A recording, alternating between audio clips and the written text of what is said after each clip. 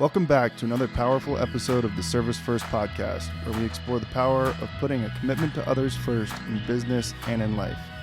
Join us as we sit down with industry leaders, entrepreneurs, and everyday people who are making a positive impact through their commitment to service. Get ready to be inspired, learn from the best, and discover how you too can put service first.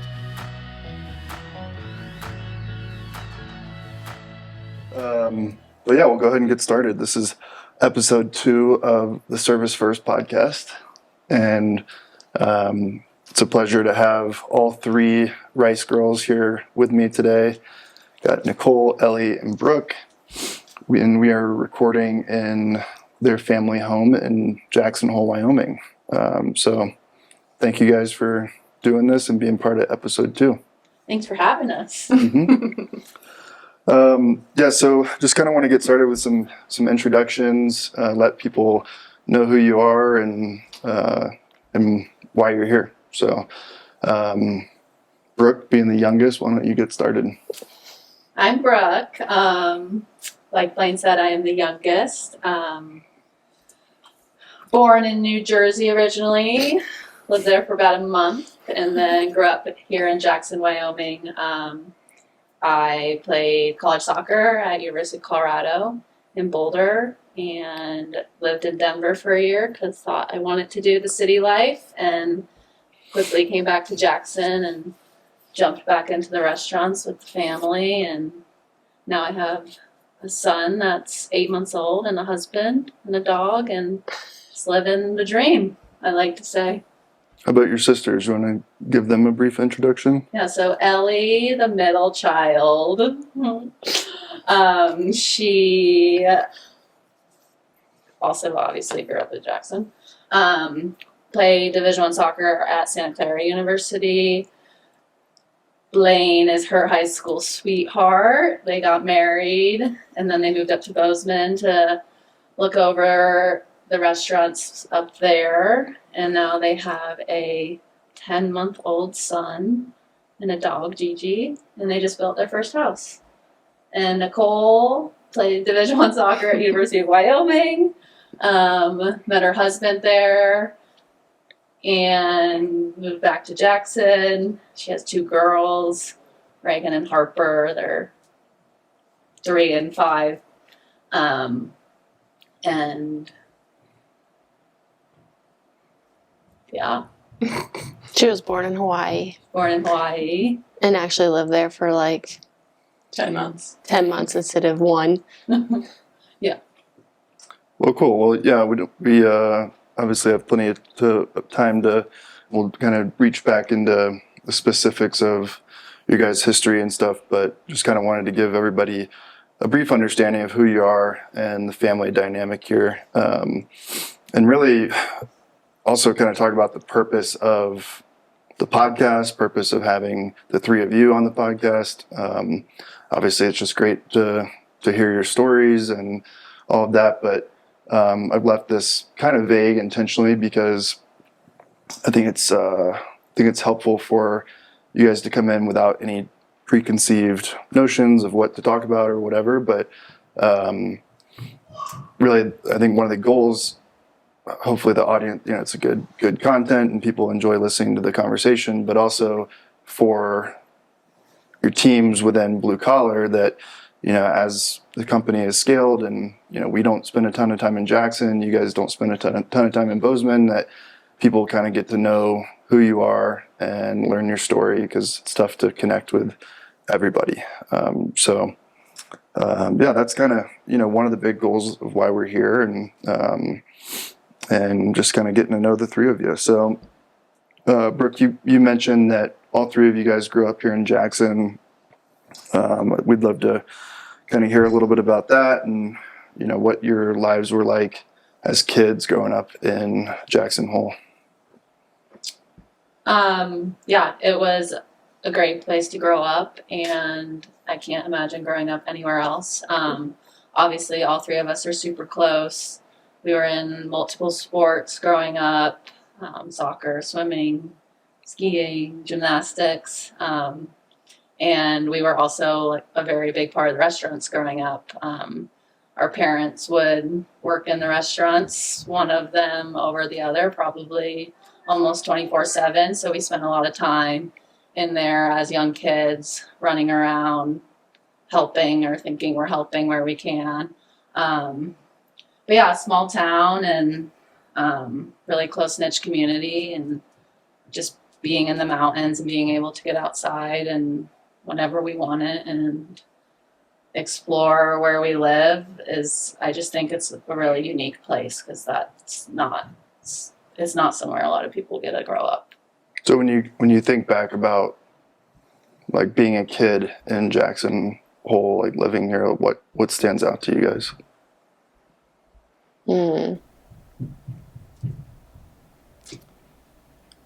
What stands out?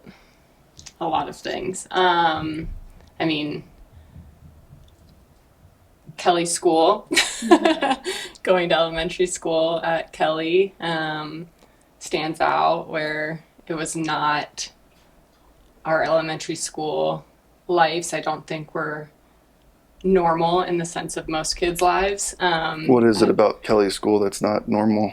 Well, let's see. The first thing is that multiple first things, but the first thing that comes to mind is our playground was not a traditional playground. There was swing sets, and that's about it. And a warming hut. But that wasn't traditional. It was this old structure, 2-story structure with bench seats with gross carpet. I don't know if you guys played this, but we used to play like the floor is lava. That was like our morning game. There's a tetherball, a basketball court, a gross slide that everyone was scared to go down because we heard horror stories of kids doing things down that slide. And we played a lot of like football and ice hockey and capture the flag. There was a sledding hill. And the other unique thing was the grades were combined. Kindergarten and first grade were a class, second and third grade were a class, and fourth and fifth grade were a class. We learned to ski at Kelly School. Every Friday we would go to Snow King and ski.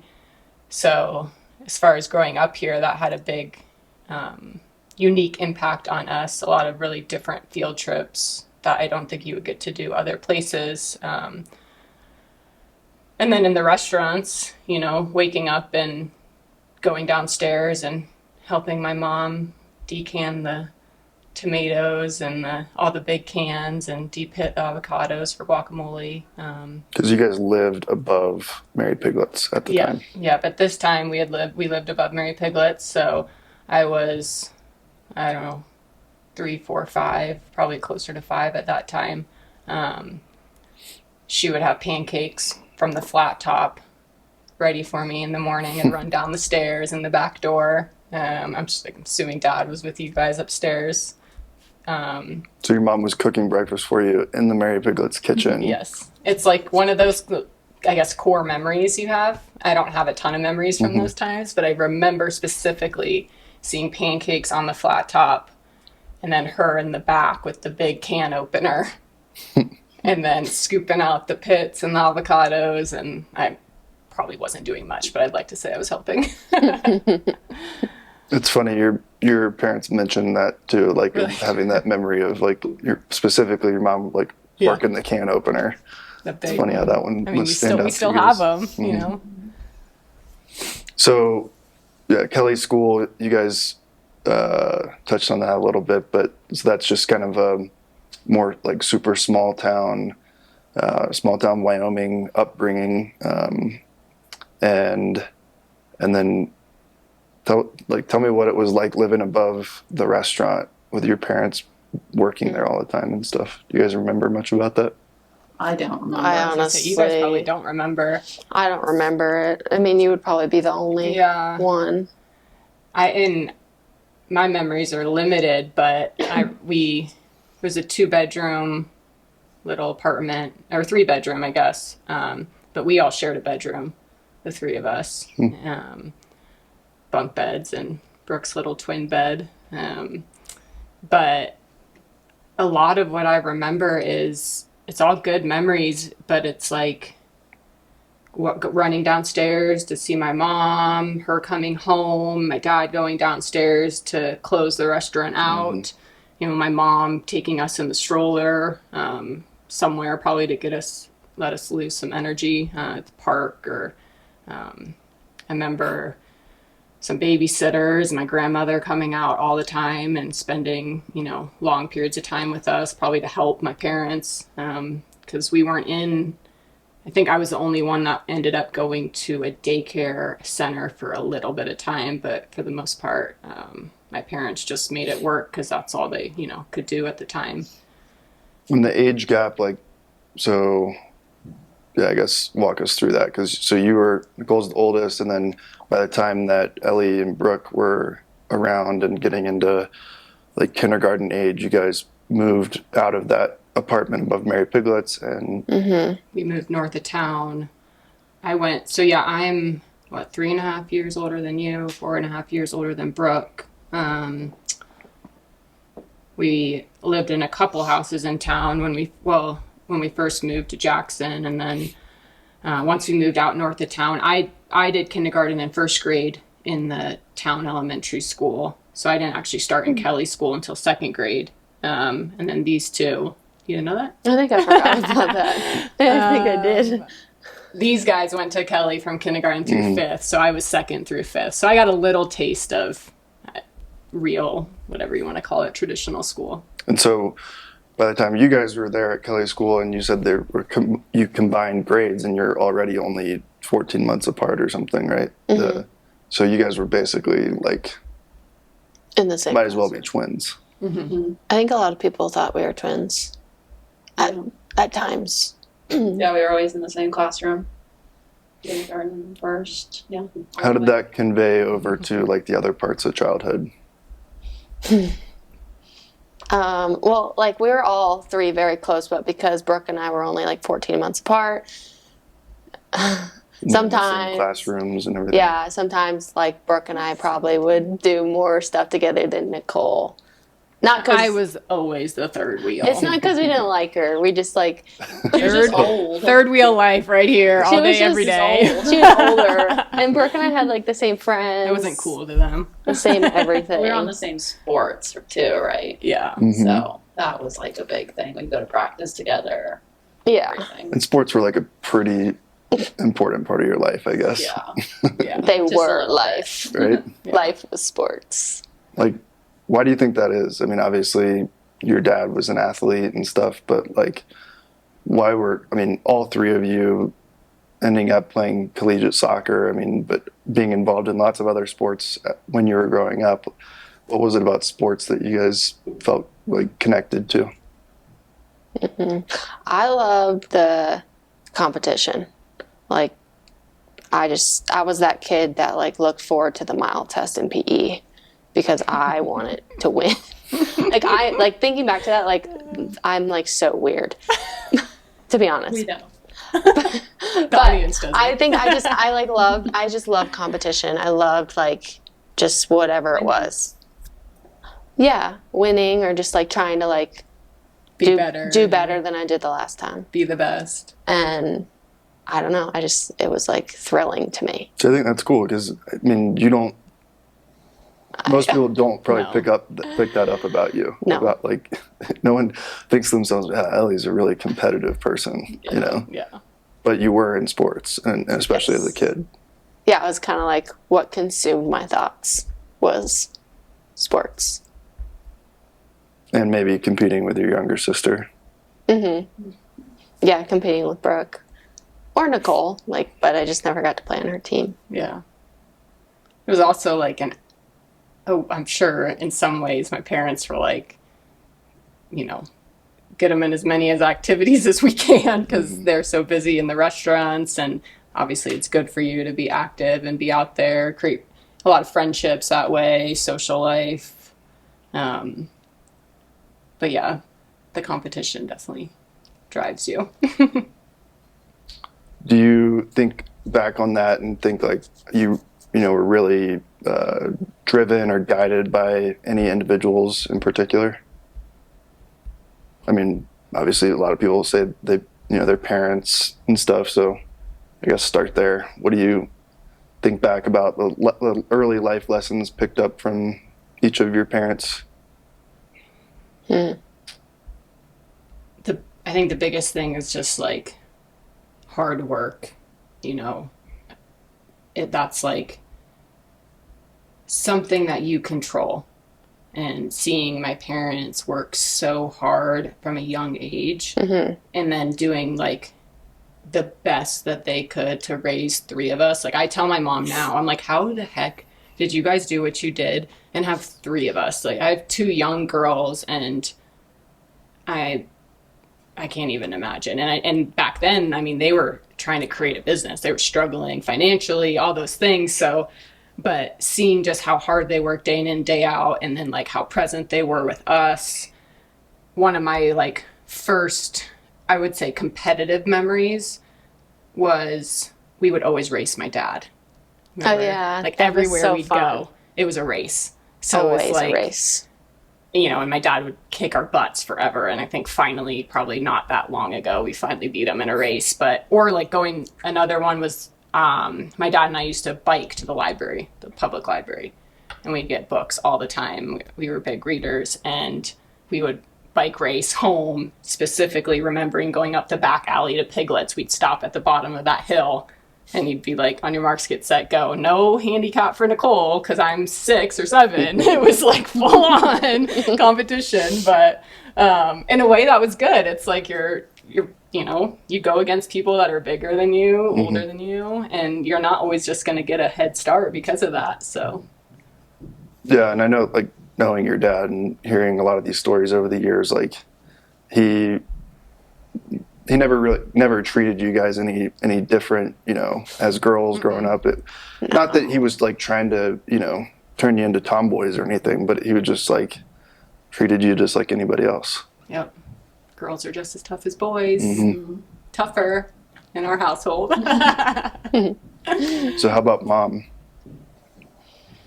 Oh gosh, I mean, I can keep going. I don't know if you guys have anything to add, but go ahead. Yeah, yeah. I was just gonna say, like, Keep talking about your dad a little. I mean, it's kind of what you just said, but like the hard work. Like my mom was like the hardest worker, along with my dad. But just seeing her like as a female, like working so hard in the restaurant, and then like when she was home, it was like we didn't even know like what was going on at the restaurant. It was like she was full-time mom, and then just like being kind. Like I think my mom is like so kind, and I think seeing that and being around that for so long, like I think that helped all of us. Like, look, you can just be nice, like you can be kind and, you know, do things in a nice way, even if it kind of upsets you.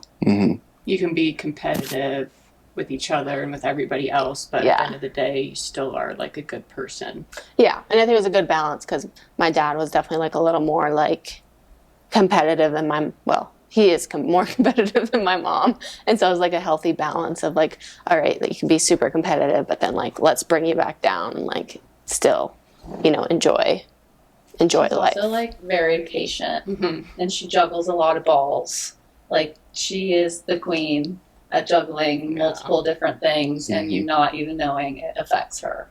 Like, you know, like but like doing stuff for her and my dad, and then having all of us 3, and then still like doing stuff in the restaurants. Like she is just like, And all of our crazy schedules as we got older. she's like, a queen. I try to channel her energy sometimes Yeah. because And I then- feel like I want to go off the rocker Yeah. times. I'm like, She would like wake channel up. mom. She would wake up every morning when we would go to school and make us breakfast, like every single day. morning. Whether that was like cereal some mornings or like And eggs lunches. and stuff, but every morning she would wake up and get up with us before school. When a lot of parents weren't doing that. I remember picking up friends and their house is dark as they're waiting to get picked up, and not seeing mom up with us would have been weird. Remember, we'd always like lean over the railing and mom would be like, "What do you want for lunch?" We'd be like, "Italian sandwich." She was good at those from Jersey. Yeah, those are so good. Oh yeah, and the ho-hos. Yeah.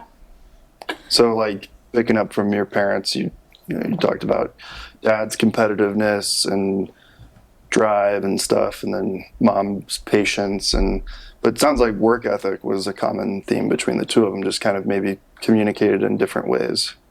yeah, work ethic. And then I also think like self-belief. I think they both had a really strong belief in that they could do anything they put their mind to. And I think that trickled down to us. You're always told that, you Yeah. know, you can do anything you want, but you're going to have to work hard for it. You're not just going to be given it.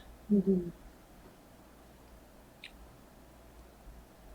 Yeah, I think that's probably a principle, a concept that most parents really want their kids to grasp. So, I don't know. I mean, does anything from your life experience stand out as to when you realized how important that is, or now all of you having kids yourselves, like how you want to convey that into them? I mean, yeah, it's like growing up, right? You see all different types of people. Like you have different friends, different ways they're raised. And the one thing that always sticks out to me about the way I felt like we were raised and the way I want, you know, my children, my daughters to be raised is to always appreciate everything you have. You're not given anything for free. It's always hard work, no matter how successful your parents may or may not be. I think instilling that in your kids from a young age that, yeah, we, you know, maybe we could go buy you that, but you're still going to work for that. Whether that's, you know, chores around the house or coming into work with mom and dad or, you know, eventually getting your own job. I think at one point we were given some sort of an allowance, but it was all through work stuff. You know, we weren't just given things, you know, outside of your normal, like, you know, birthday, Christmas, all that stuff. But we knew that if we wanted something, you got to work for it. I think that's really important because that's not how everyone is anymore.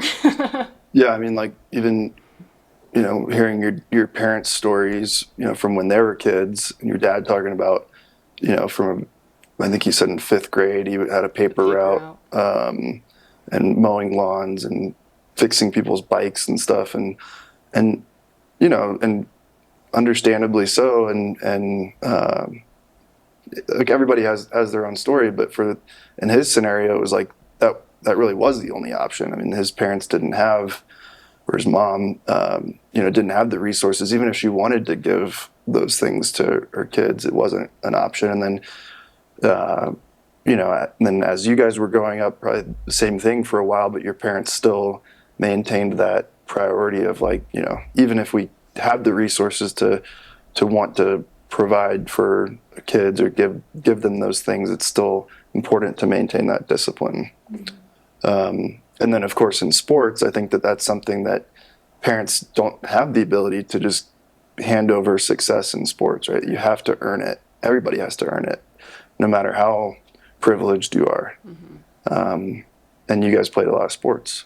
Everyone's on an even playing field when it comes to that stuff. Right.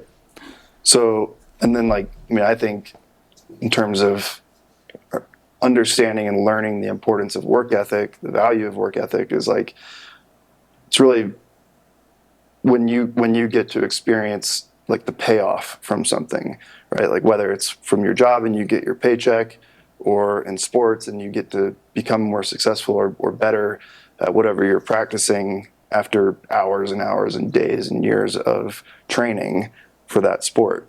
And you guys had a little bit of both. You were working, but also super active in different athletics, right? Was there any, like, when did you feel like, I mean, all three of you ended up landing on soccer, but was it because you started to see success in soccer and that's why you got focused on that? I think for me, at least, I liked soccer the most out of all the sports. Like I remember growing up, it was like we did a bunch of different sports, and then like, you know, as you got older and schedules started conflicting, it was like, okay, I remember my parents being like, all right, like you kind of got to choose like gymnastics or tennis, and I would always choose which one I liked better, which was tennis. Slowly you know, drop off. yeah, and then it was like swimming was like the first out. I just couldn't stand swimming, honestly. I like hated going to the pool in the morning. Really? But I'm grateful for it because I am a pretty decent swimmer. But I think the last decision was like before high school was tennis and soccer. Hmm. Because I remember playing tennis up until I was in 8th grade. Yeah, And then it was like, earlier. I just liked soccer more. Like, I think I had more role models in soccer, like professionally, like Mia Hamm. Like, I just felt way more connected to it. And yeah, I think it was always a dream to like pursue that career. And yeah, it just, and then when with Rob coming, who was probably somebody that had a big impact on at least probably me and Ellie's life. Nicole's too, but he coached Ellie and I more. So yeah, for me, it was just, I think I just liked it the best. Yeah, I'm glad you brought up Rob, because I wanted to ask you guys about, in addition to your parents, like if there were other mentors or like role models you had, whether it was in sports, like Rob, I don't know, Rob kind of blended the lines between sports and family and personal and all of that, right? So, yeah, maybe, tell people about Rob. Shout out to Rob Karras, but Rob. tell us a little bit about what he meant for you guys growing up.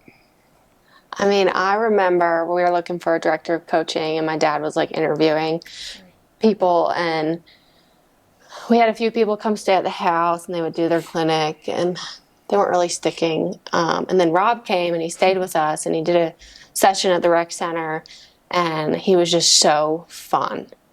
And I remember we just like all loved him, like not just as a coach, but just as a person. And he ended up living with us for what, like 5 years? 5 years. I lived in my parents' guest That's the house. first time I saw the tennis balls ever come out. Yeah. For soccer. And he was like, he wasn't just like a coach, he was like a brother. And like awesome soccer coach, definitely like one of the role models for me. But then just like, he'd come down for dinner and Brooke and I'd be like, Rob, you want some dessert? And we'd like load up his Dessert man. his bowl with like 6 scoops of ice cream, Reese cups, chocolate syrup, all sorts of stuff. But yeah, I definitely, a lot of my soccer like career, I think. So he was just hired as a soccer coach, but then moved in with you guys. He was He like, became part of yeah, the he was like family. hired as the, Not just as your personal soccer coach, No. but like for the like the club. director of coaching for Jacksonville Youth Soccer. And then, yeah, he lived in my parents' guest house, but he would also like give us private training sessions like in our yard. And there was like, he was a brother, but he also like had that line of accountability. Like you weren't going to be late to his practice, you know? And I just think obviously our dad was our coach pretty much our whole life. And then having someone else come in and like get coaching from a different perspective and someone as experienced as Rob. I mean, I think as far as like youth, he's probably the best coach. Yeah. Like him and my dad together were Yeah. pretty awesome. Yeah. I've never asked either of your parents that, but I mean, now hearing that story kind of makes me think like, having 3 girls that had at that time maybe not solely identified soccer, but were definitely like passionate about soccer, having a guy like Rob who, I mean, number one, you guys got along with, your parents got along with them, but then having him move in to your house, like, I mean, it's really maybe some intent there to like have this talented soccer coach to help mentor and guide you guys towards a future in that sport. Yeah, Interesting. definitely.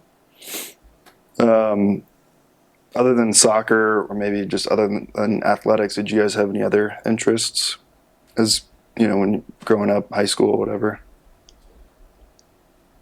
Like outside of sports. Sure. Brooke wanted to work in SeaWorld. That's like a childhood like You wanted a horse dream, too. I guess. No, I didn't have any other interests. I'm horrible at art. I tried to play the violin. Like, I just, yeah, it was all around sports or being active or, Yeah. I mean, I enjoyed spending time with friends and things like that, but it was all. We all sports. liked being active. Yeah. I remember like that day you're talking about with Rob. I had a basketball game that evening. We had a training session, the first training session with Rob at the rec center. And I remember thinking to myself, I still don't know if Sean knows this, shockingly. If I mess my ankle up on one of these tennis balls, he is going to kill me. Even though he was extremely supportive, so I got to give him that shout out for us to play soccer. But also, like, just as far as being active goes, you know, I remember growing up playing basketball. We'd have a Saturday game, so we're done at, 2 or 1 or noon, depending. And I would go skiing the rest of the afternoon.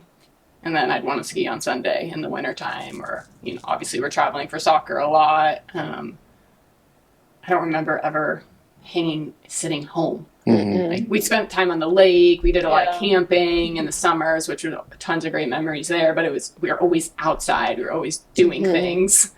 Like, we would, like, in high school, in the fall, we would do cross-country practice, and then we'd go to soccer practice. Like, we would just, I don't know, it was, like, normal. We were like, okay, there's our practice. Yeah, I mean, I think just the whole mentor coaching thing, like, I think it's important to know, I'm sure I'm speaking for everyone, like, we had a lot of great coaches growing up. Like, I see them today, and it's still, like, hugs, like, like Jason Huggins, and at least for me, like Sean Shockley and Ryan Bell, and, James Howe, probably for you too. Like, they all, like, in track and everything. And Jeff Brazell even was super supportive when he, cross country. And Ralston was super supportive. Yeah, Tom Ralston, like, high school. It's like all these people, like, bought into what we wanted. And were there to and they all would have done anything to help us, like, especially somebody like, well, yeah, sorry if we did. But, like, Sean Shockley, like, I think about him all the time with basketball. Like, he would let us miss practices sometimes because he knew our dreams were to go play soccer. Not a lot of high school basketball coaches would have done that when we were, starters on his team. And then, like, teachers and stuff too. I mean, you guys would leave school, or at least Nicole and Brooke and Ellie, but to travel to Salt Lake like a few times a week for soccer practice. Yeah, you leave in, like, which is 1 crazy o'clock to in say. the afternoon. Yeah. So support from your coaches that were allowing you to miss practices in basketball or cross country or whatever, but then, your parents. And that's on top of everything else that they had going on at the time, trying to build restaurants and your dad cooking and your mom prepping, and then being like, okay, load up the car at noon and drive to Salt Lake for a soccer practice. Get home at 2 a.m. Yeah. Yeah, I remember leaving school, doing, like, my homework in the car on the way there, and then sleeping on the way back. Yeah, I think a lot of it was just also having, like, great relationships with, like, your teachers. Like, it goes back to, like, work ethic. Like, they knew you were going to work hard at school. They knew you were good students, so they were, like, willing The to trust in you. let you do it. Yeah. Yeah, if any of us were bad students, I don't know if it would have been that way, but they knew you're going to get your stuff done. So, like, okay. Yeah, it's interesting how those things translate. Like, whether you picked up the work ethic from sports or from academics, or however it ended up coming to be, they blend together and are mutually valuable to each other. It's cool. When do you guys, so on top of all the sports you were playing and trips to Salt Lake and everything, when did you first start working in the restaurants? Straight out of the womb. We were little. We would just do, like, if you want to call it working, when we were, like, super I think little. Libby's, like, officially working. When did you become, you were on like, schedule. part of the team? Oh, high school. Like 13. I was, like, a probably. host at Mary Piglet's, and it was terrifying. Probably, like, sometimes. 13. In the summer, though. We didn't work during school. No. We were too busy with sports. I remember starting it was 13 because I believe legally, if your parents own the business, you could start working at 13. I remember specifically talking to my parents, and I think Tracy at the time, about, can I please work? It was weird. I wanted to work. And they created this floater position Oh, yeah. where I would basically come in and do help with chips and salsa, refills, but more importantly, I think I basically was the silverware lady. Like, I remember sitting Nicole's here. in the back of green, like it was yesterday, still can roll them in 2 seconds to this day because of all those dang silverware roll-ups we did. And then it went up from there. Then I got promoted to host and eventually server and, all that. So that's like, there's a lot of parallels between the time you were spending in the restaurants and the time that you spent in athletics. You already mentioned Tracy, but kind of same question about mentors, role models on the, in the restaurant side of your life. Who stands out? Definitely Tracy. She's just been there since we were like 2. She would babysit us. Tennille, for sure. Tennille was in the restaurants forever. I don't know how long.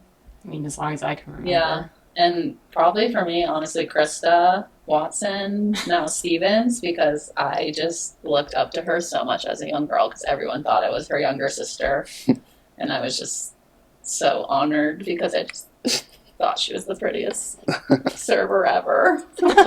And she would always take me under her wing when I would go in and help me with everything. Do you guys remember Sandy? Mm-hmm. Oh, yeah, Sandy Winger. Yeah, she was another one. We used to run up the back alley with my mom going to work, yelling out people's names who we were going to help with. Yeah. I get Tennille, I get Sandy, I get Tracy, I get Heather, I get Britt, But I always got Krista. Yeah. And then we would help them, and they would throw us like $5 for helping do little odds and ends, and then we'd go use it to buy Beanie Babies usually. Yeah. And your mom was there working too, Yeah. right? Mm-hmm. I guess she was, and I don't remember. I'm assuming she was either in the kitchen or upstairs doing bookwork, but I'm sure my mom in some ways was grateful for all these It's like half young women babysitter, half I didn't think about it like that. Yeah. She's like Free babysitting. just being able to bring your kids into work. yeah. And it's kind of like they're learning and Yeah. they're getting to build relationships with these other women who are good role models and stuff. Yeah. She would always tell them, you don't need to give them any money. But they'd always give us like $5. Yeah. Yeah. That's really cool. Customers probably loved it. I'm sure the servers made more money because of it. So obviously you guys went on to, maybe not obviously, but all 3 of you went on to play college soccer. And obviously with your age gaps and everything, that brought you back into the professional world at different times. But was it always obvious to you that you were going to end up back in your parents', not just the restaurant industry, but in your parents' company living in Jackson, or were there thoughts of maybe doing something else? For me, it was always there. I knew it was going to be something that I might do. I always loved the restaurants. When I went to college, I decided to major in kinesiology, which I loved. The major was amazing. I loved it. But I thought I'm going to give myself some options. I'm either going to be a physical therapist or I'm going to go into the business with my parents, and I'm going to go to school for something that I enjoy learning about, because if I end up going to the business, I know I can learn everything I need to learn from them. I interned at a couple of physical therapy places, one in town, one in Laramie. And it was fun, but I didn't love kind of the routine to it. It was a little bit of the same thing every day, even though you're seeing different patients and you're working on different injuries. It was still get there at the same time, leave at the same time, not a lot of flexibility, which you have a little bit more in the restaurant business. Every day is different. I didn't come back into the restaurants right away. I went after college and I coached at University of Colorado for a little while. And for me, when I found out that, when I really realized the restaurants was for me, is I was living with Clay Judd, who is our general manager at Sidewinders in Jackson currently. He was living in Boulder at the time. And I lived with him while I was coaching in Colorado, and he owned a salad sandwich shop outside of Boulder. It was a Monday through Friday business. And one day he came home and he's just like, oh, I'm so short staffed. I need so much help.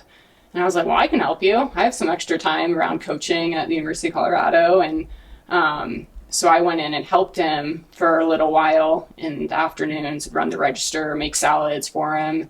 And I remember the first time I was in there with him, it felt like home. Even though I'd never been in his restaurant before, it just like, it was so comforting and familiar. And I was like, this is what I want to do. So I finished out my season with Colorado, and told Danny, I was like, you know, I loved it. It was fun. I love soccer. I like coaching.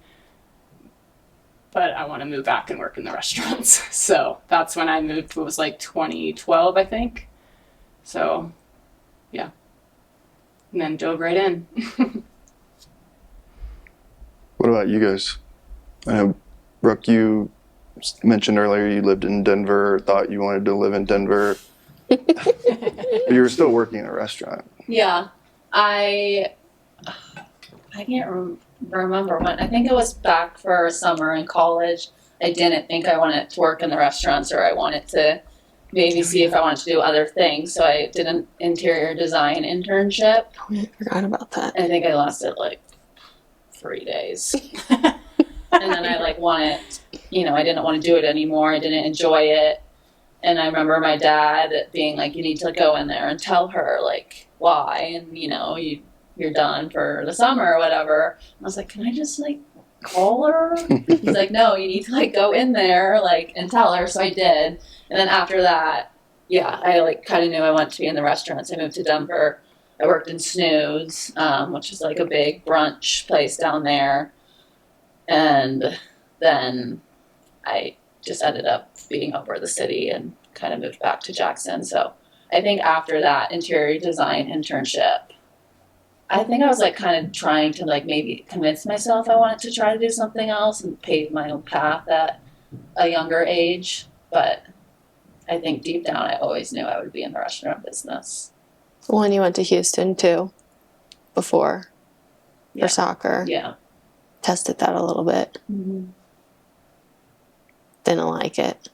Yeah, it's just, yeah, after college we went to Houston into a professional camp, and I was just burnt out from soccer at the time.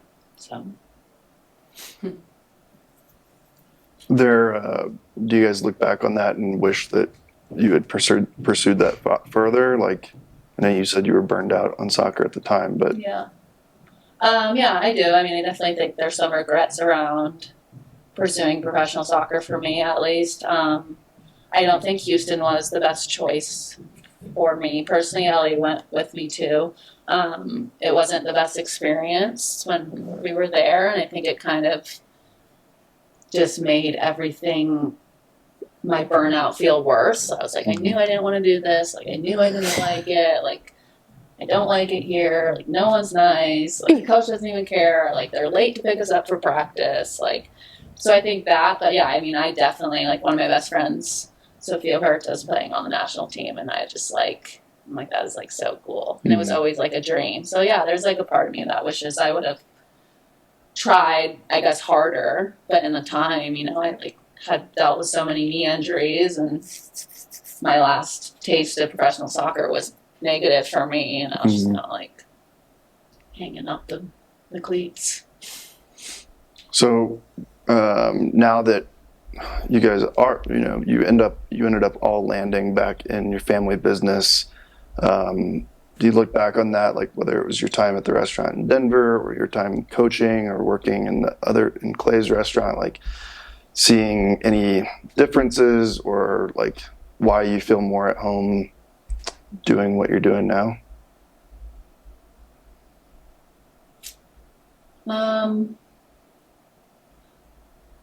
I think, yeah, I mean, I think like working in Denver, it was a great perspective for me to be working for a different restaurant group that wasn't my family's. And I was just like, I mean, I was just a server there, expo, a food runner. Like, I wasn't in management like I am now, but it was really cool, like seeing it from an outsider's perspective, and like seeing how much their managers were working and their types of lifestyle they had. And I just think Jackson is home for me, and I think that's where I wanted to be. And obviously having the restaurants was a huge win. So What's it like working professionally with your entire family?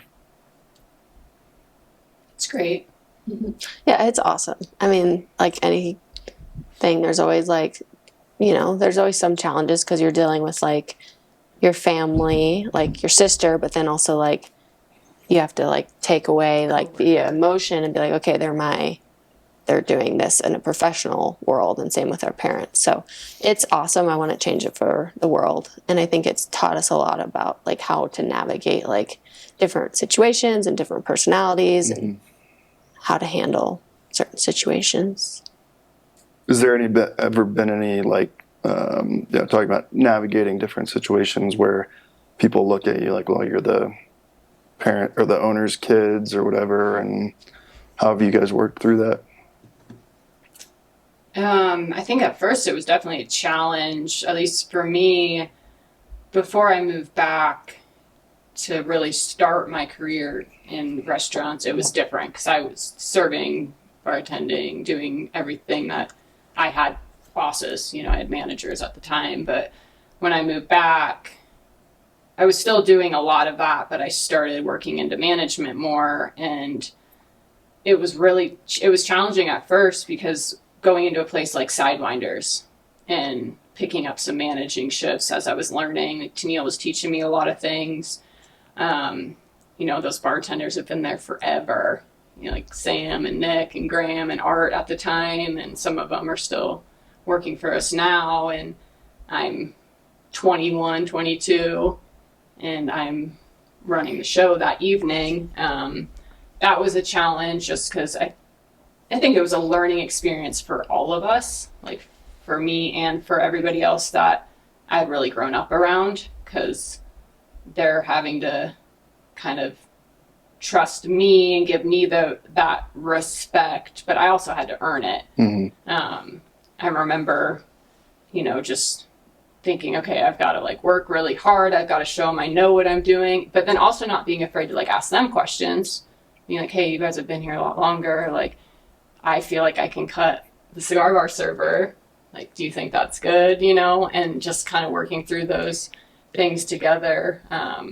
There was definitely some bumps in the road, but I think overall, like, work ethic and kind of leaving that like sense of, I don't know, pride or ego at the door, where it's like, I didn't want to be known as like, oh, she got this job because she's Joe and Denise's daughter. Like, obviously that helped me get the job, but I'm keeping that job because of my work performance, and the things that I can bring to the table personally. But yeah, it's tough. There's a lot of navigating. Yeah, I mean, developing that trust with your team is super important for any type of leadership position. And Nicole, you already talked a little bit about like how you personally went and accomplished that in those environments. But I guess kind of bigger picture, like what traits do you think are important for someone in that position to exhibit in order to earn the trust of their team? Like, put yourself back in those shoes as a 21-year-old restaurant manager, and you're trying to, manage a team of people who've worked there for, since you were a kid. How do you earn that trust?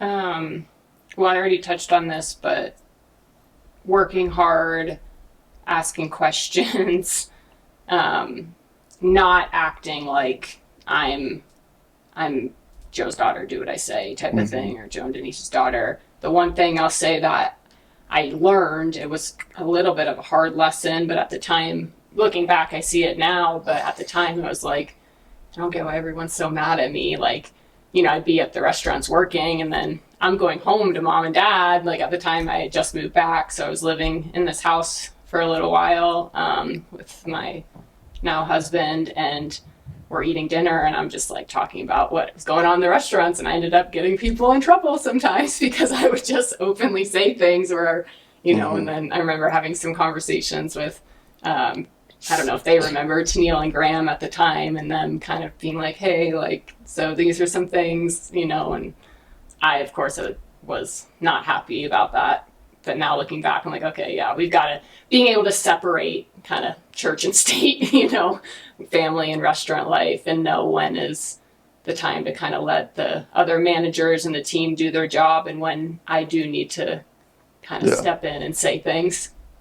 Yeah, because you were basically just coming home and like sharing your Just talking about my with your day. parents, Yeah. not coming home coming as a restaurant manager and sharing your day with the owners of the restaurant. Yeah, definitely not intentionally trying to get people in trouble. I was probably naive in that sense and a little bit clueless, like thinking, oh, well, yeah, she took a break or he went and did this, but I didn't think it was a big deal, but apparently it is. Oh, that's funny. Oh yeah, there was no manager, or sorry. Do you guys agree with that, Brooke and Ellie, in terms of almost kind of the pressure that existed as, you know, as the owner's kids and how that affected your ability to like reincorporate into the team or lead the parts of the team?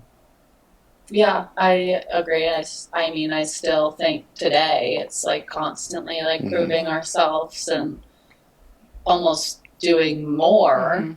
Working harder. You know, like working harder, doing more, not like broadcasting that to everyone else on the team, but just like going above and beyond, because people definitely do, you know, it's normal for them to think, oh, they're just here because they're the boss's daughter, or like they don't even care, or, you know, they're here because they have to be here. But yeah, it's definitely always been it was definitely a struggle for me. I feel like within the last couple of years, I've really like come into myself more with that, especially like with being on the leadership team now, and, you know, finding my voice. And I'm not like this little girl anymore. Like I'm, you know, able to make decisions and things like that. So. Yeah, I mean, I think that's like imposter syndrome a little bit, where you are like in a position, whether you know how you got there or not, and then you're like, man, am I really qualified? Yeah. Mm-hmm. I remember, I mean, just personally being as a young restaurant manager and feeling like it was a lot of pressure. Yeah. Of like, okay, I'm responsible for this whole restaurant or for the whole team or whatever. Don't screw it up. Like, you know, there's people that are looking at you for, you know, direction and advice and, you know, support. But now it's like, I mean, I don't know. I guess I don't really I don't look at those managerial positions as like something that has a ton of pressure on it. And I'm sure it didn't when I was there either. It was just like my understanding of it, you know?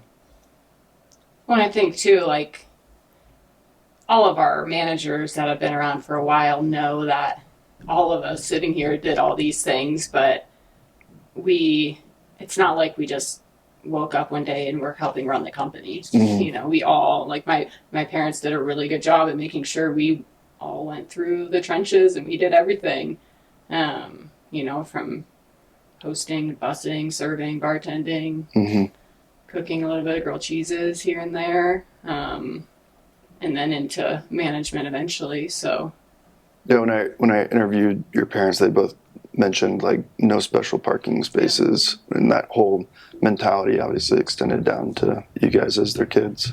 I mean, thinking about like someone like Tracy, right? Like we met her, I was in second grade when she came over to babysit us for the first time, and now we work side by side with each other. And you know, she okays things with me, but which is so crazy because she was like my babysitter and one of my mentors, but now it's like we're a team. You know, we bounce things off of each other, and that relationship evolves over time, and it's all through the way that, you know, you prove yourself and your work ethic and support and all those things that you're taught. How did you guys end up landing kind of in your individual roles in the company? Is that just through your own personal experience, or you think it's tailored to kind of your personalities, or what?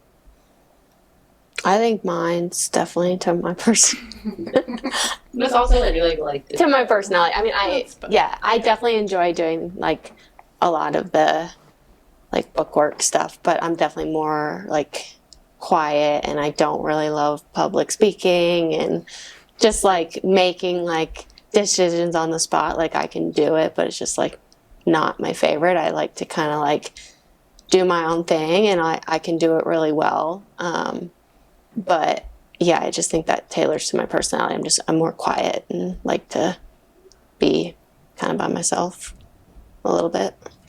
But I mean, there was a time when you were serving as a restaurant manager as well. Mhm. You weren't just or a server or a bartender. You're a really good bartender. Yeah. So, and I do enjoy, I will clarify, I do really enjoy being like in the restaurant on the floor and working with the staff. Like I do really enjoy that. I also really enjoy the other aspect. But yes, serving, like I loved serving, but like when I first started serving for a long time, like I'd get really nervous just with like the interactions with the guests and like getting stressed out because like I just got double set or I'm in the weeds or oh my God, I forgot to put someone's order in and my notebook was on like disorganized. And then like for some reason Nicole decided to like make me a bartender at Noodle Kitchen, which I have no idea why. And Gotta learn. I just was like, it was just painfully slow. Like I remember a customer saying like, you were painfully slow, not the restaurant. no, I was slow. Like I remember a customer just saying like, are you okay back there? Like you're supposed to be having fun. And I was studying a drink card, like trying to make this drink because people were getting their food before their drinks. And I was just like stressed, and like the black book was my favorite.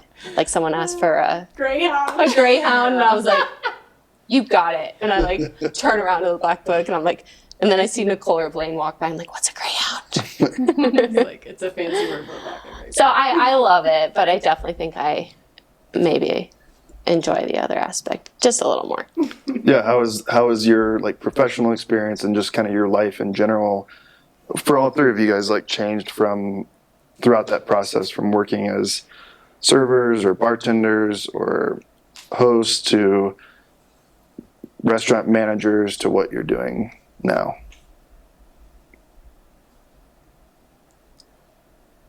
I'll start. Like, I mean, what I'm doing now is nothing like what I used to do.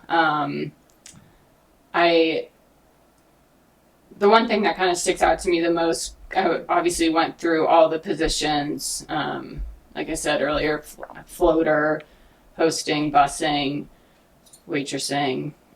My first bartending gig was at Ignite, which was a very difficult bar to learn on. A lot of specialty cocktails, which is now Noodle Kitchen. And then also Betty Rock, serving there. That's actually where I learned how to serve first with Tennille as the manager. And then I went over to Piglets and started serving. But, and now being in, a main leadership role, helping, oversee everything going on in Jackson, I've always enjoyed, I don't want to say being in charge, but like I've always enjoyed like helping make decisions and leading from the front and, trying to stay calm and cool. I remember in high school in the summers, I worked a full schedule in the restaurants, but I always wanted to. I always loved picking up extra shifts and working, and I remember working a double on the 4th of July because we needed a busser, so I bussed during the day and then served that night. And I remember serving at Piglets, and it's 9:30, and none of the waitresses want to take any more tables walking in the door, and I never understood that. I was always like, why? I don't understand. You guys just want to sit back there? I'll take all the tables, and I'd make an extra $100 sometimes. I'm like, that's fine. You guys can sit back there and do all the silver roll rolling that I hated, and I'll make money. Yeah. Do you ever miss those like being more in that role instead of what you're doing now? No, I wouldn't say I miss it. I think it was a very important part of my life and my journey to where I'm at now. I have no interest in serving or really bartending ever again, to be totally honest. I think the one thing that's still a big juggling piece and just how your job evolves is when I was like full-time managing, between, I guess at the time it was like Noodle and Liberty Burger and helping at Pizza Artisan with you guys, is that really, really good connection one-on-one with the employees, the staff of each restaurant. And the role I am in now, it's obviously a lot harder to know everyone on such a detailed level because with all the employees that we have now. And I try to do that with our managers since that's kind of the next step from where I am at now is when I was in the restaurants, it was me to the staff. I miss that sometimes, just like really understanding people, but there's always a give and take with everything you do. What are you guys most passionate about in the business now? Like, is there anything that like you can go in and feel like I'm not even having to go into work necessarily. It's just because you enjoy that part of what you do. Yeah, I mean, I think it's like interacting with like everyone that we have on our team, like seeing people every day and getting to work and get along with everyone really well. And it really feels like work. And I think a big part for me is like kind of like carrying on the family legacy, like not like I don't want to like let my parents down. Like I want it to continue to grow and succeed. And I think like internally I'm always thinking about like how I can like push the needle a little bit more. Like how can we like get a little bit more, like do a little bit better. I think that's like the big passion part for me is like not letting my parents down. I think too, like no pressure. Development, we're big on developing people inside and outside of work, and seeing whether it's staff, managers, or members of the leadership team grow into their roles and expand their capabilities and teaching them and again helping in and outside of work when needed. That's a big like a thing that I enjoy a lot as well. It's recently with our leadership team having that big expansion in the last couple of years from just being, us to now having a great team around us, but then helping have them get developed into their roles and pushing them to be better and helping, and then myself too, like pushing me to be like, okay, what do I need to start focusing more on and delegating more and supervising and all those things. Yeah, where do you guys get that from in terms of like, I mean, I know we spend a lot of time trying to help other people grow and develop, but obviously there's a lot of growth and development for us as well. And where do you guys feel like you get that from? Probably like my parents. And then I think also like each other. I think you definitely get it from my parents, but then like working alongside, well, really, I just work alongside you right now. But still, like, I talk to them every day, and I think you can learn a lot from, like, I learn a lot from, like, each one of you, which then internally makes me better, which then I can, like, bring back to the business, whether that's with what I'm doing or helping a team member, which then also makes the business stronger.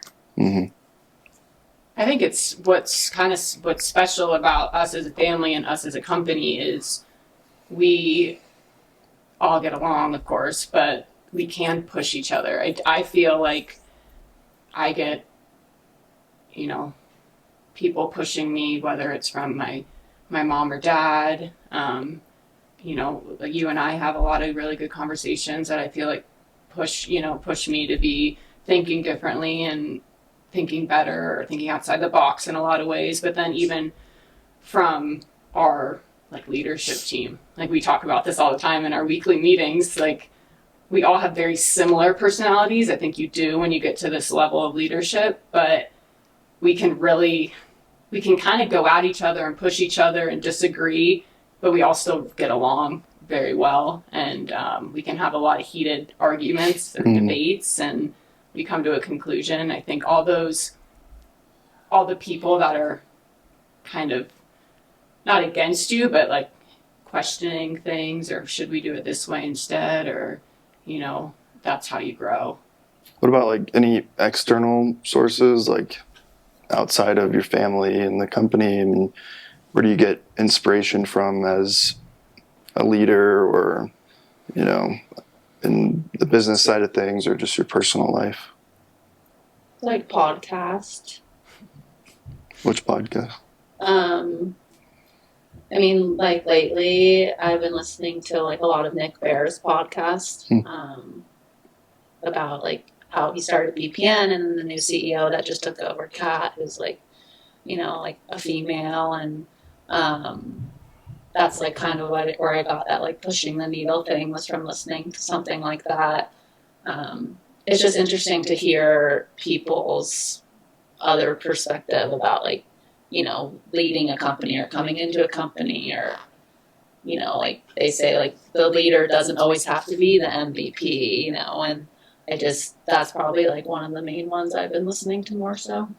Mm-hmm. And there's, I mean, you guys are still athletic, you still challenge yourselves in whether it's running or mountain biking or other things, right? Is there, you still getting anything out of that, like competitive spirit and stuff?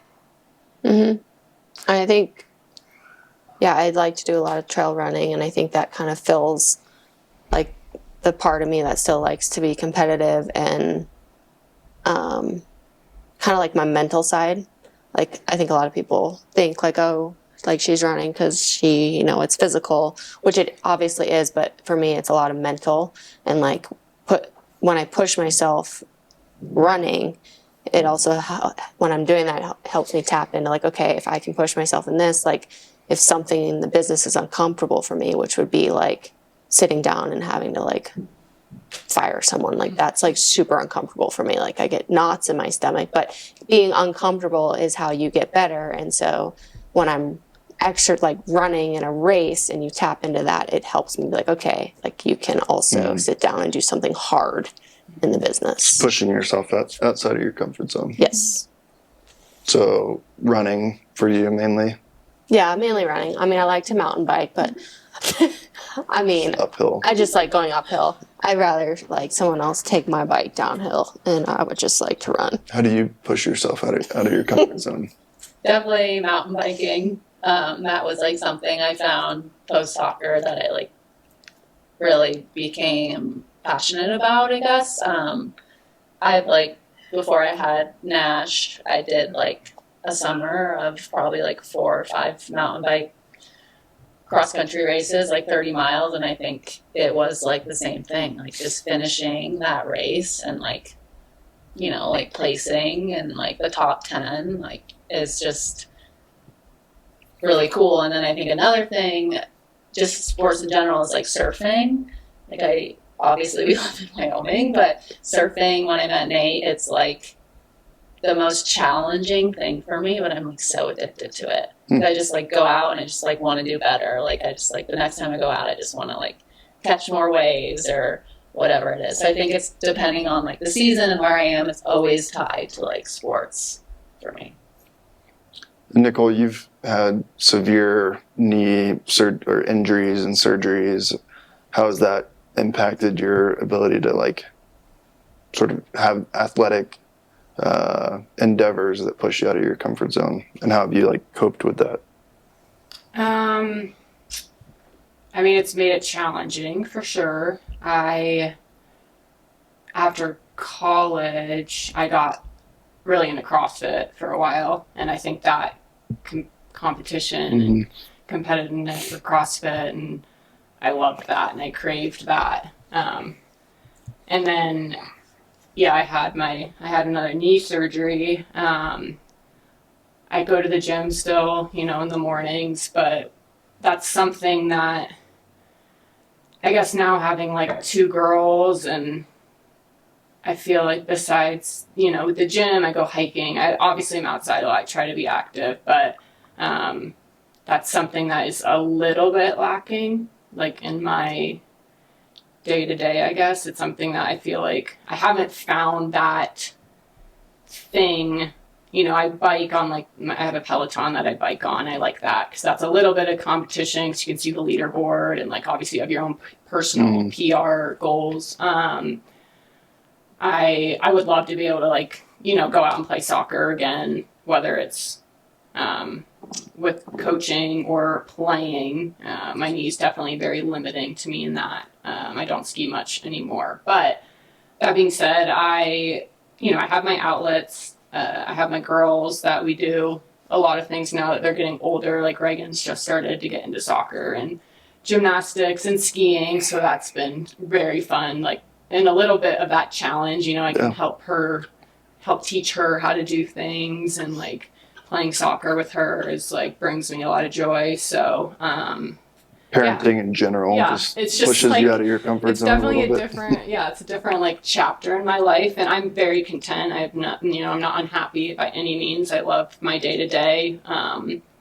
But yeah, it's just it looks a little different now than it used to. So yeah, I mean, on that subject, how has becoming a parent changed, your life experience and balancing that with what you do in the company and stuff?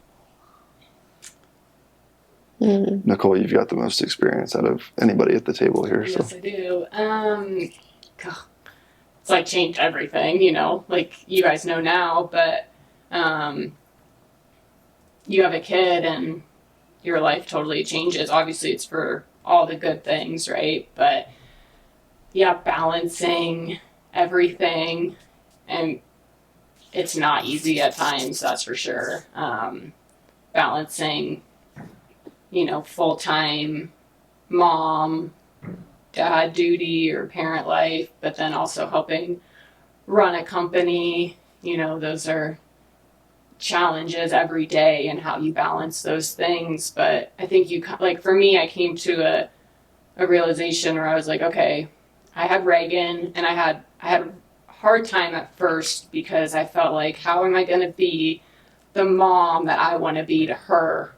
I want to be present. I want to help raise her. I don't want someone else to raise her. I want to be there, but I love my job, and I love my career. I love overseeing things and working in the company. I would be a horrible stay-at-home mom. I would just not. I would not be a very good person. And I think everyone has their paths, and there's no right or wrong answer in what you do. But I remember, I think I was actually talking to Neil, and she was you'll figure it out. You will find the balance. If that's what you want to do, you will figure it out. And you do. People always say, how do you balance being a mom and working? I'm sure you guys hear it too, being a dad.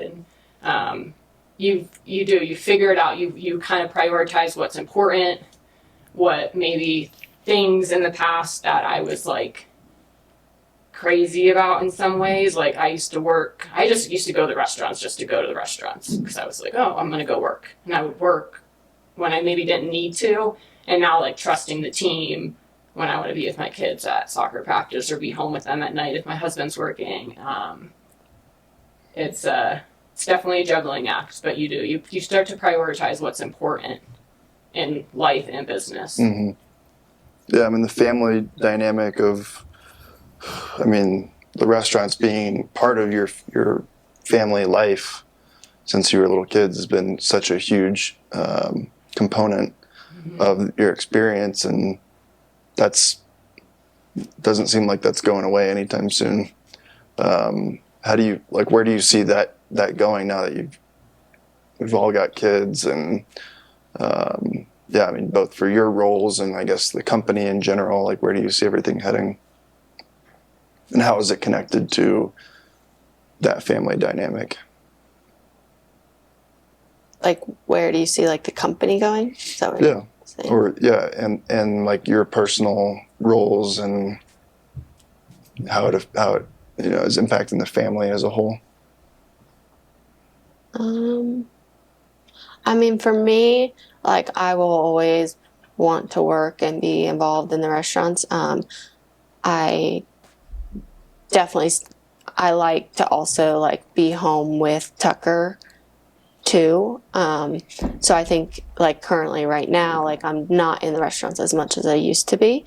And that has been like, that's my own personal choice and I enjoy it, but it's definitely like it's hard sometimes. It's just like a balancing act. It's like, what are these people thinking? And I'm never there, but then it's like, and when I'm not home with Tucker, I'm like, oh, I like miss being a mom. So I don't know. I kind of see my role kind of staying the same as time goes on because I also want to like be there when to take Tucker to sports practice or to cook him dinner or to wake up with him in the morning. Although once he goes to school, like I guess I'll probably be in the restaurants a lot more because yeah, if he's not home, I'll probably be working more, I guess. Yeah, I guess like we've talked with our teams over the years about how the company can kind of offer a life experience.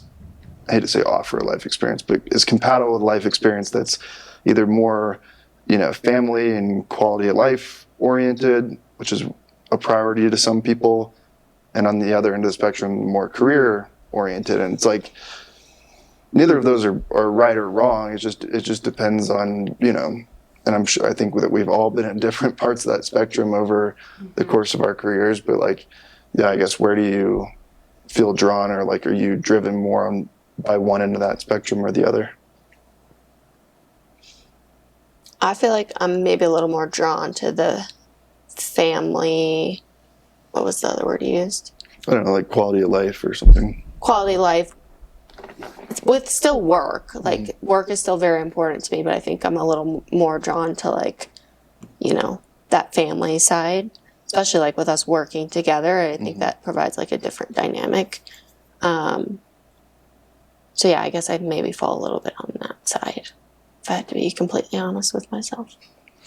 But obviously the company is still growing. I mean, we're getting ready to open another Sidewinders in Jackson. So, I mean, somebody's driving that growth, right? It's to Nicole. I mean, you too, bro. But Nicole's kind of, I think personally has always been like more like she said it herself. She like, I like love my job too, but she really loves her job. Do you agree with that? She's been more like, I feel like she's more career Yes, you kind of always been. oriented. Like I'm definitely drawn to like, I always think like, how can I like still be present in the restaurants and be successful, but also like as time goes on, we get to spend more time with Nash. Not that doesn't mean like not working at all for me. It just is like, how can I be more efficient with my time almost? I think sports helped a lot with that too. And I think I do a lot of stuff. Like obviously I do a lot of social media stuff. I do like a lot of that stuff at home. Like, like not just the classic 9 to 5. Like and that's I guess when I ask that question, I don't mean like, are you looking to retire soon so that you can be at home? The right age of 30 over there. But like, how has it impacted your your role or the things that you want to focus on, or how you're making an impact, on the team and within the company? Like, are you intentionally trying to find other ways or, new, different ways to, create value, rather than, what you've done historically? Yeah, I think I try to come up with different ways. I mean, I think like obviously work is the restaurants and the company is a huge priority for me, but like my family is always going to come first. And if that means going into Noodle Kitchen because I need help, or like being with Nash because he's sick, then I'd probably choose to be with Nash, hoping someone else on the team could like pick up that. Yeah. So that's like definitely my priority. And I do try to find other ways to continue to like contribute if I am doing those things. Yeah, and I mean, regardless of where, I mean, nobody's at total like Yeah. polar ends of the spectrum, right? I mean, obviously, Nicole, even everybody, saying that you're more career oriented doesn't mean that you don't also, Yeah, of course. prioritize family Of and course. and personal life and all that stuff. But I think it's interesting how you guys have that balance, and that maybe those provide value to the organization in different ways. I mean, like if you're really kind of driving the growth, with new restaurants and helping existing restaurants develop and stuff, that's a different impact than what Ellie makes for sure. I think what's unique and is special about all of us is that we all kind of found our niche. Really at the end of the day, if like we all wanted to do what Ellie's doing, or we all wanted to do what me or Brooke's doing, that'd be a problem. Then we might not all get along and have such great relationships and work-life balances. But the fact that we've kind of landed where we all have landed without causing huge issues, that's definitely special. Where do you see like the three of you as the extension and the next generation from your parents, and then the rest of our leadership team? Like, where are you all collectively guiding this organization to? Like, where do you see this heading?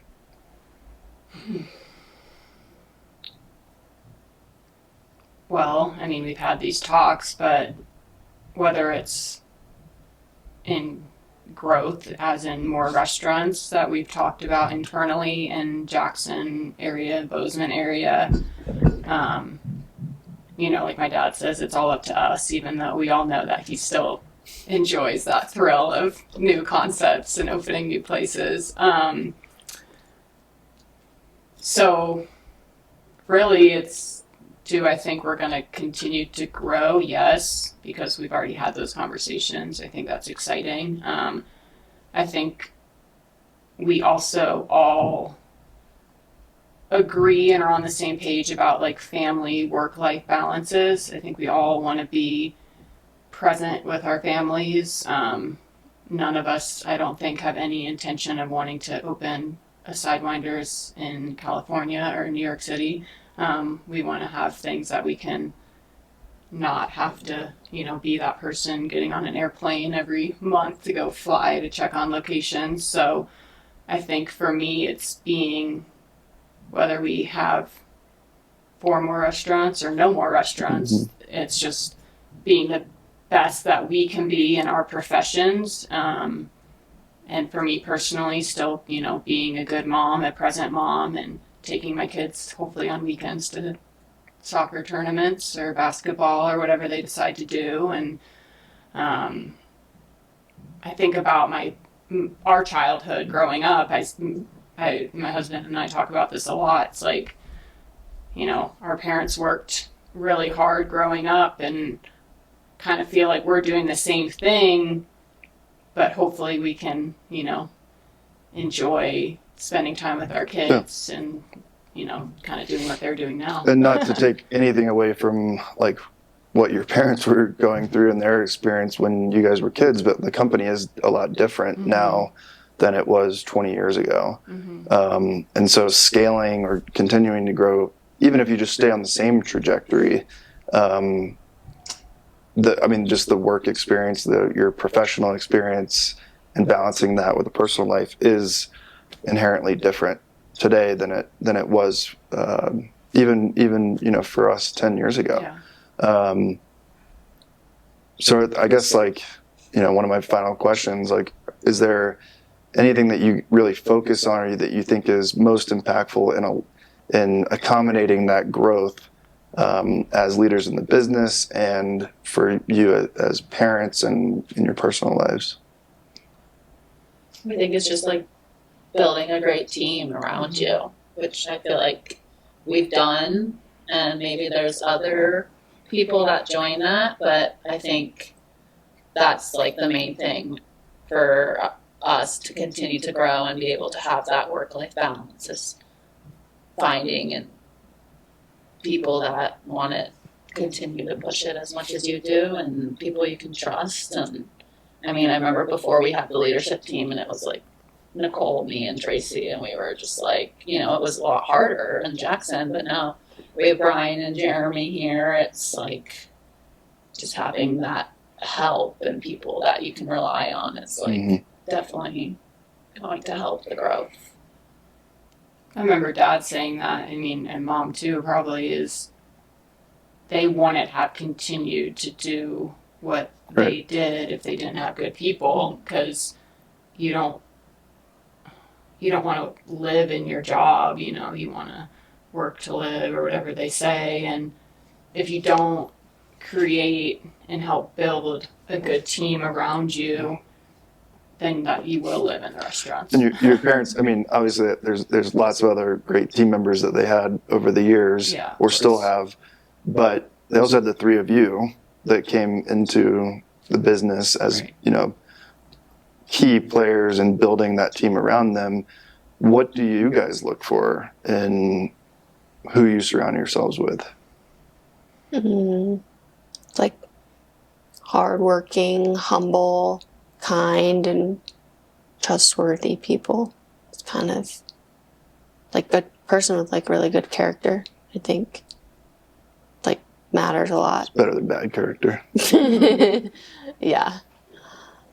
I think a lot of the same values that we have in a sense, right? Like not everybody's going to be the same, but everybody has a similar, or the people that you trust with the restaurants when you're not there, you know, they have the same drive, the same care for the place, like it's their own. I know, like our leadership team specifically, I feel like they all do care about the restaurants as much as we do, and I think that's important. Yeah, like how do those values translate into the restaurant experience specifically? Like you talk about being kind and hardworking and trustworthy, but like what does that mean for a restaurant team member or for a leadership team member to be hardworking? How can they like exhibit that? I think there's a lot of ways, obviously, but one way is just like not just standing around like telling people what to do, like just going and either doing it yourself or doing it with them. I think is like leading by example, I think is a big trait. I think like the kindness thing is like going back to what I just said, like you're not just gonna like, if someone messes up, you're not just gonna yell at them and get mad at them. You're gonna maybe look at the bigger picture, like does this person have something going on? Are they new at this job? And kind of like learn to understand your people and talk to them in a way that will motivate them and help them learn and gain confidence rather than like kind of tearing them apart. And like building, obviously we talk about our culture all the time in our company, and that started with, you know, our mom and dad, and the working hard, but not necessarily, well, not complaining about it, but working hard and being humble about it, where it's like, yeah, I'm going to go in and do this because I need to. This is what the business needs, and I want to do it, but I'm not going to just project that to everybody, you know, and be, look what I did. Ask for recognition. I went and did that. Yeah. Right. And then also really just taking that care for whether it's your staff at your restaurant or the management team, and looking at them as human beings and not people that are just in your restaurants, you know, helping you make money or helping your restaurant succeed, like little pawns in a game, but actually caring about them. And I think the fact that we have so many long-term employees in our company attests to that, even in Bozeman now. Like you guys have so many that have been with you from day one, and I think a lot of that goes back to our culture and how we take care of people. And if we're not doing that, then how would we expect our management team to do that? But it's awesome when you do see that, and you see a management team member or leadership team member doing something proactively, taking care of, like just exhibiting that like loyalty to a team member or looking out for them on a personal level. Yeah, and like seeing somebody come to you and be like, hey, like this person's been working really hard. Mm-hmm. They've been going above and beyond. Is it okay? Or I was thinking about, getting this for them, and I just think them even coming up with that idea is the greatest thing ever, because it's like I unfortunately don't feel like that's normal anymore. Yeah, and I always look at that as that's like one of the best perks of, of having this organization that is so, fortunately successful, and we have those resources to do those types of things. And that's just always like a good reminder of like, that's why we do it. Well, one of the things I want to ask everybody that we interview on the podcast is this common question of like, how has the concept of service impacted your life? You guys obviously grew up in the restaurants. You have served on teams, athletically and in your communities. I guess for each of you, or maybe collectively, what stands out is how that life of service has impacted you.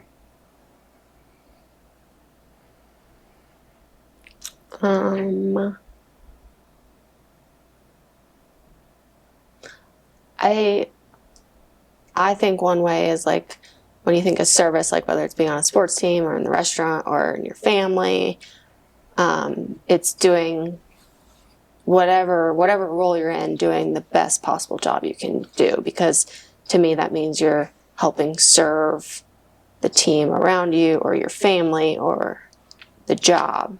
Because if you can be the best version of yourself in each of those moments, you're serving the people around you the best that you can do. So having this team of people, whether it's a sports team or the company, but looking at that as like you're serving the team is bigger than serving yourself as an individual. Yeah. Do you think you would ever even feel driven to work as hard as you do if it was not about the team? Think about playing like an individual sport instead of a team sport. I think the team definitely like brings it out of me a little more.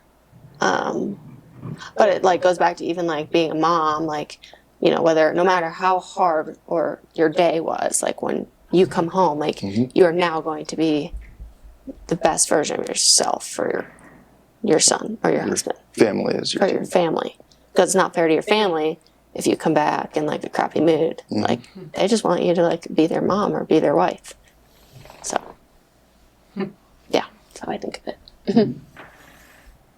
Yeah, I definitely agree with Ellie. I think just being the best you can be, like, will trickle down to everyone that you're working with. And to me, that's like,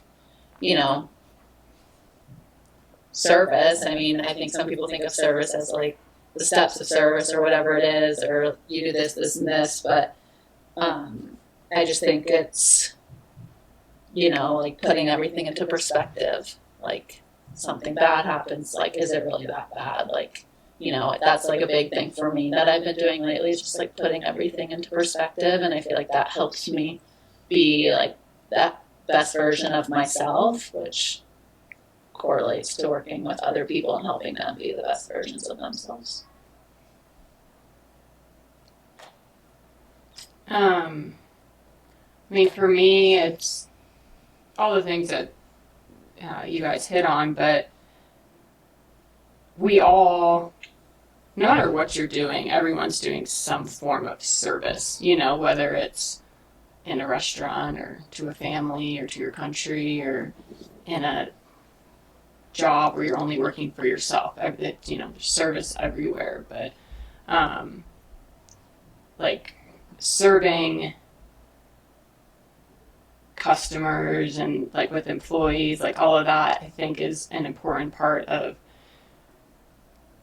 in some ways, creating like a good human being. Like, I feel like if you're serving somebody else, whether it's your children or like your family or your employees or customers, it is making you a better person. I feel like more understanding,